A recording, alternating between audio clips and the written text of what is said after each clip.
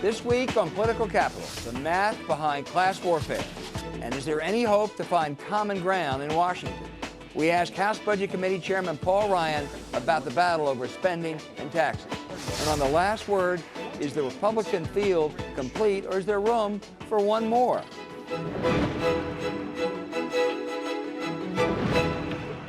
We begin the show with the House Budget Committee Chairman Paul Ryan of Wisconsin. Thank you for being with us, Mr. Chairman. Hey, it's great to be back with you, Al. Let's first talk about the Supercommittee and whether it's more likely they'll come up with some sort of bipartisan compromise by November 23rd to cut the budget deficit, or they won't. I hope there's a bipartisan compromise. What do you think?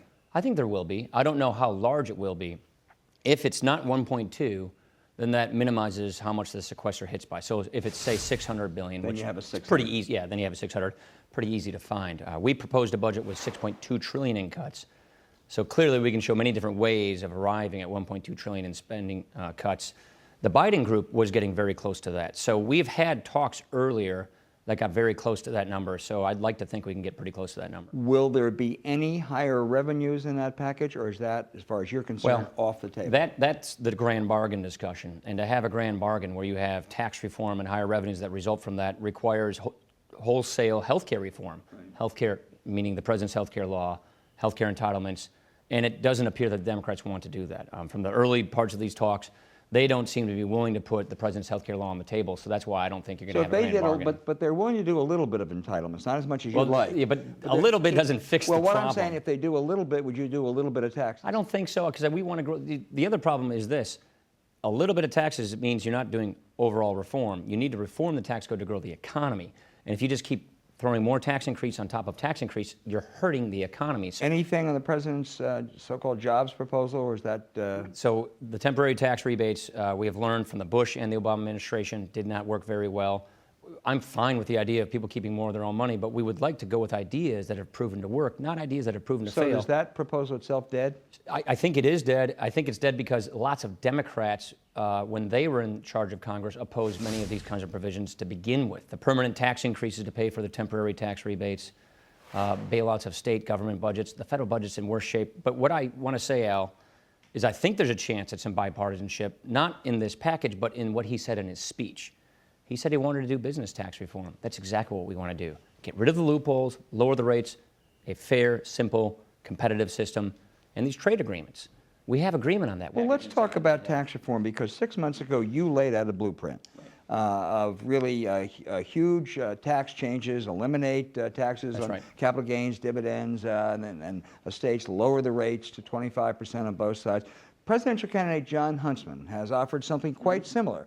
He says, however, to do it, you have to eliminate all preferences. Get rid of home mortgage deduction, get rid of charitables. Would you be willing to do that? You don't have to do that in what we propose. We propose a 25% structure that doesn't require doing that. The Fiscal Commission, which is what John Huntsman sort of based his plan on, does propose doing that. To me, I want to see the final plan. If it's one, what I proposed in the House was give people a choice.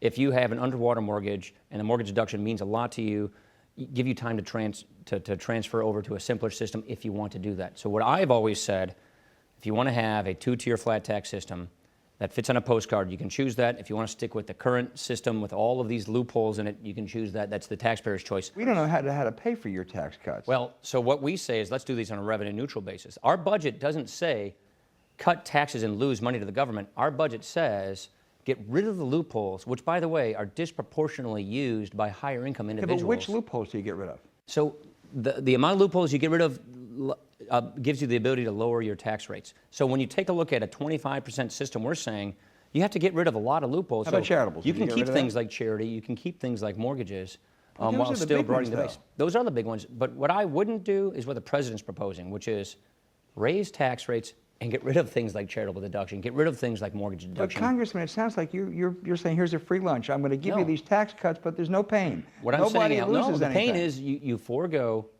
your loopholes. You forego tax. Well, on the corporate side, there are lots of them. Section 199. There are lots of things in the code that apply to certain individual industries, like energy industries. There are a lot of things that are accounting issues. I won't get into the technicalities of it. It costs a lot of revenue. I believe the corporate code needs a big hall cleaning, lower the rates. And on the individual side, give people a choice. If you want to get rid of these things, except for generous personal and family exemptions, you can have a simplified system with a much, much lower rate. Let's take another signature Paul Ryan issue, which is to replace Medicare with a program where seniors in the future could pick their own private plans with government assistance if need be. Bloomberg poll this week said this has been around now for 6 months, widely discussed. 57 to 37% people say it's a bad idea. Republican presidential candidates seem to be running from it. Are you going to stick with this? Should this be the Republican position next year, or are you starting to change? 2 special elections where this was a big piece of the debate. So how you question or phrase the question in a poll can usually determine the outcome of a poll. But so this is the Republican position, absolutely, you think, in because 2012? You know why? Because this is a big problem for this country. This is the driver of our debt. If we're going to be serious with the country about getting this debt under control, we have to give solutions. And we believe this solution, which is a healthcare system for future seniors that works just like the system that members of Congress and federal employees have, where the government gives you assistance to pay for your government-decided selected healthcare plan. These are options, guaranteed covered options that the government lays out for you. Medicare negotiates with these companies, the insurers, forcing them into competition, and you pick the plan that meets your needs, just like 20% of Medicare beneficiaries do today with Medicare Advantage, just like all Medicare beneficiaries do today with Part D. You accused President Obama last week of practicing class warfare in his so-called millionaire's tax. Whatever the merits, you proposed really huge tax cuts for wealthier Americans, dividends, capital gains, estates, the like, and there would be major cuts in programs like Medicaid and food stamps that primarily affect lower class, poorer Americans. Aren't you practicing class warfare too, just a different class? First of all, those things you just said, food stamps, Medicaid, they continue to grow under our budget. Second of all, we take away the subsidies that are going to higher income people. We take away the extra subsidies in entitlement programs that are going to wealthy people. We propose means testing these programs, income adjusting them. Compared to a state Actually, tax it's not. capital. It's not teeny. We get more savings. Not nearly as much. We get more savings in our budget by going after means testing, income adjusting, subsidies. And what we're saying on taxes is, it is the people in the top 2 tax brackets that enjoy almost all of the deductions, all of the tax shelters. You don't think that you are practicing a form of class warfare just the other way around? No, because what I think class warfare is divisive rhetoric. Is it only against the rich, class warfare? What I would say, the president is using rhetoric that divides people, that preys on people's sense of anxiety, fear, envy. And what we're trying to do is appeal to people's sense of hope, aspiration. We want an equal opportunity society. We want a society of upward mobility, and that is what we're striving for, which is prosperity. Final question. Rick Perry says Social Security is a Ponzi scheme. Mitt Romney says that's inflammatory language that makes him unelectable to be president. Who's right? Well, I don't know who's unelectable or not. It's not the word I would choose to describe it. Ponzi was a criminal enterprise. Obviously, that's not the case with Social Security. But there are problems with Social Security that we all acknowledge. It's going broke. If we do nothing, an across-the-board benefit cut hits current seniors. It's a critical program that millions of people rely on, and the next generation will get a bankrupt program. Thank you very much, Chairman Ryan. You bet, Al. Good to see you. And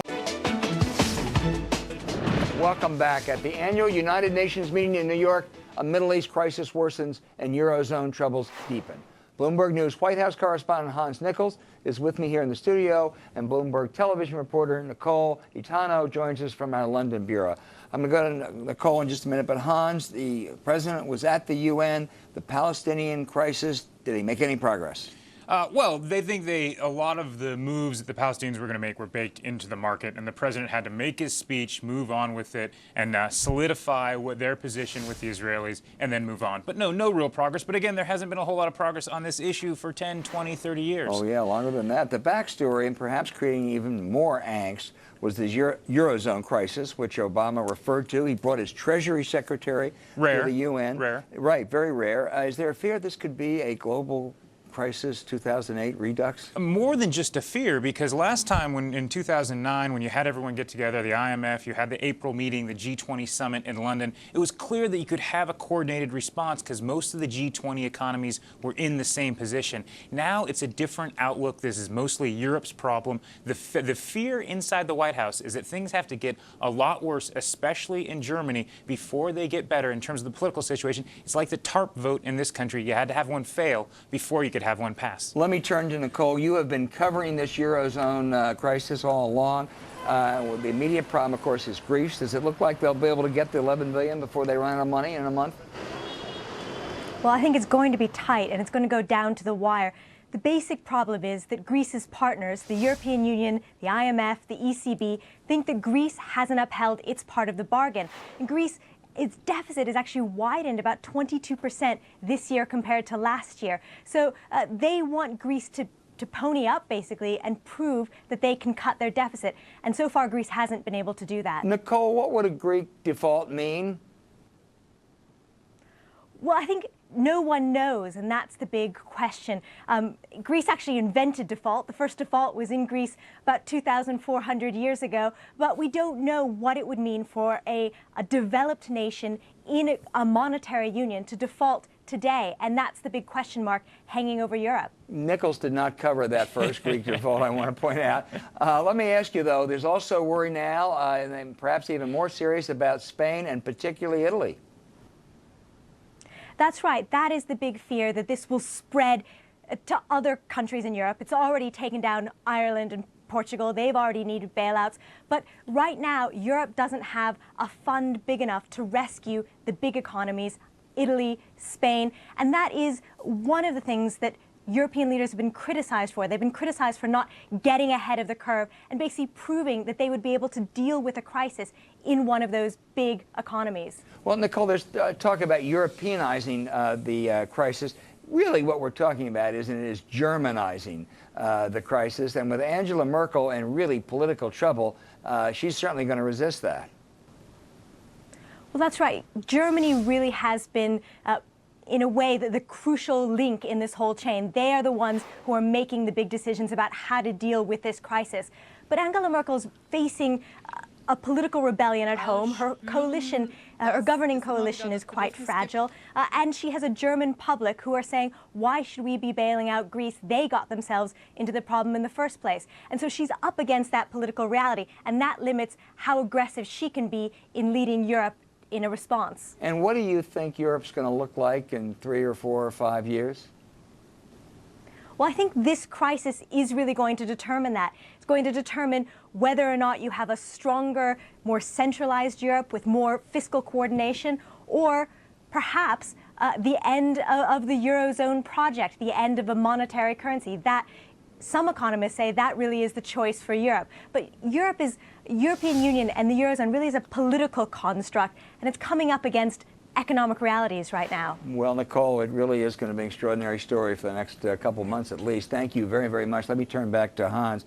Another security crisis, Pakistan, where Admiral Mullen, head of the Joint Chiefs, testified that the intelligence agency, the PACs, were complicit in that attack on the Americans in Kabul. Are we powerless to do anything about this? There is a concern that there isn't a whole lot you can actually do aside from unilateral attacks on the Haqqani network coming in from Afghanistan, but that would really escalate things. What we have in Mullen is essentially a short timer. He's gone in a month. He has been talking to the Pakistanis all along on this, talking to his counterpart, Kayani, and they've been giving him private assurances that this isn't the case. This was amounted to a public frustration by him to say, look, you guys haven't been straight with me, but when he's gone, they can start from scratch. They have the new guy come in. Petraeus, of course, will play an important role on this. This was sort of Mullen's last shot, letting everyone know how frustrated he is. At home, a mini crisis for the White House, a book by journalist Ron Suskind that quotes former economic advisor Larry Summers disparaging the Obama team and indirectly Obama. Former communications aide Anita Dunn saying the White House is a hostile environment for women. How's the White House managing this one? Well, they are in crisis management mode. What they're doing now is reaching out to all the people that they think talked and that they know talked in that book, and they're making a case, clamp down, get on the same page. The White House is managing this after the facts, which is one of the reasons why it's so difficult. They should have had a plan, and you hear this criticism internally. They should have had a plan first to say, let's either cooperate or not cooperate or figure out who's cooperating. Let me ask you this. This would have been a 1 or 2 day story if some genius at the White House hadn't told advised Barack Obama to give a 50-minute interview. That gave this book far more credibility. Do we know who made that stupid decision? We think it was a group decision, so we don't know. We don't have a specific name. There isn't a circular firing squad there at the White House yet. Look, they put the president out there to clean up some what they thought were misapprehensions that Suskind had, to sort of push back and really challenge a lot of his notions. It ended up going the other way, where the president ended up validating some of his earlier reporting, so it backfired on him. But the idea to giving Susskind the president and 50 minutes with the president was to clean things up and to turn him away from where they thought he was going. For them, just an incredibly stupid miscalculation, and they're paying a price for it now. Hans Nichols, you never pay a price. It's good to have you. Thank you. And I want to thank Nicole from earlier, too. And when we come back, Republican presidential hopefuls in a slugfest and the controversial Buffett rule. The last word right after this break. Welcome back. We'll go to Margaret Carlson and Cato Byrne in just a moment. But first, we're joined by Bloomberg News political reporter Julie Davis from Orlando, the venue of the latest Republican presidential debate. Julie, you're right outside of Universal Studios, which seems sort of a surreal setting for this last of the Republican debates, this month at least. Did anything change? It looked like Romney and Perry, the front runners, just go at each other again, a little bit sarcastically and some bitterness. Well, the slugfest really continues with those two, and they did step it up in terms of the sarcasm and the attitude towards one another, really questioning each other, not just on policy, but also on their integrity, and whether each one sort of called the other a hypocrite in various ways and said that he had backtracked from what he said in his book. Perry on the Social Security, on his Social Security stance, and then Perry said that Romney had backtracked from what he said in his book on health care, which is a vulnerability for him. So they're really questioning each other in a more pointed way now, and we're really seeing the two of them go at each other. I think the consensus, if such a thing exists, the morning after is that Rick Perry is still shaky, not quite ready for prime time, passed up opportunities to score points last night. Well, he did pass up some opportunities to score points, and Romney was very aggressive. Perry was aggressive too, but on some of his best lines, he had a line about how you never know which Mitt Romney you're dealing with, and that was clearly the theme he wanted to get across, and he kind of botched his delivery on that. So certainly the themes that he's trying to sound, he's pretty clear on them, but he's still a little shaky on his feet in terms of scoring the points he needs to score against Romney if he's going to keep this front-runner status, keep his momentum going, and really sort of sharpen his attack on Romney, who, after all, was the front-runner until Perry got in the race a little over a month ago. Julie, waiting for Sassy. We've seen this movie before. Is Sarah Palin likely to get in? I don't think anyone knows, but what are they saying down there? Well, I don't think anyone knows, and she's said it's going to be by the end of this month that she's going to decide, and it's certainly going to have an impact on the race one way or the other. Down here, I think a lot of people are very skeptical. Most of the people I've talked to don't think she will get in the race, but she has been publicly flirting with this in such an aggressive way that, you know, they have no choice but to wonder. And if she did get in at this point, it could be a real problem for Rick Perry, a problem for Michelle Bachmann, because they sort of compete for the same voters, and it could really it could fracture the base in a way that might boost Mitt Romney. So we'll have to wait and see what she decides. But she's certainly playing a role in people's calculations at this point. Yeah. Well, Bloomberg News and the Washington Post are staging the next debate in October, and come on in, Sarah. The water's just as fine. Let me turn to you two. Margaret, you heard Julie's take on Thursday night. Did it matter? Well, incrementally, I think the debates matter, and especially because people don't know Rick Perry. So his introduction matters, and he looked the headline to me was he looked lost and confused at times. Even the lines he tried to memorize, he didn't get off. In Pakistan, he was completely lost in the wilderness. Mitt Romney got the best of him whenever they were parrying back and forth, and he made a huge blunder. He said that he'd gotten interested and he wanted to institute the vaccine for 12-year-old girls because he'd met a woman who was dying from that cancer. And in fact, he didn't meet her until after that. I agree with Margaret's analysis, Kate, but I remember 12 years ago, George W. Bush couldn't identify the president of Pakistan. 4 years ago, all the stories were how shaky Barack Obama was. That's true. I think at some level, debate performance can be, the importance of it can be overblown. But I think Rick Perry's problem is this. He entered the race and immediately went to the top of the polls and preferences. He wasn't ready for that status, I don't think, and he hadn't done anything to deserve it. You don't have to be William F. Buckley in these debates, thankfully, if you are. None of us But you are, have Kate. to hold your own by showing a familiarity with national issues, which he hasn't done. He seems curiously ill-prepared for it. And I think what he points up, for those who are still looking for somebody else to join the race, the gap between the idea of a candidate and the idea of him look good and the reality of a candidate. It's hard. It's hard to run for president. Everybody ought to know this. Let's turn to the subject of the president's proposed tax on billionaires. Kate, is it class warfare or shared sacrifice? He should be really happy this week, Al. The market's doing a really good job of punishing the rich. So he's just piling on. He states that middle-class families shouldn't pay more taxes than millionaires and billionaires. Relax. They don't. By a long shot, they don't. IRS data, he says it's about the math. This is the math. People making over $1 million pay average federal income taxes of 24%. People between $50,000 and $60,000 pay only 6%. Margaret, as a millionaire, do you think you should pay more taxes? Right. Well, I have one stat from the IRS, which I should, that 22,000 households of $1 million or over pay 15% in their taxes. It's a percentage, not how much absolutely they pay. When middle-class families like me and you, I don't know about you, Kate, pay twice that. We're in the 30% because of all of the ways the tax code is tilted towards the rich. Their income comes in ways that's not taxed at ordinary income. We will continue this with your dueling IRS data. I just love it. Thank you, Margaret Crossan. Thank you, Kate O'Byrne. And thank all of you for joining us. We'll see you again next week. Political Capital is a production of Bloomberg Television.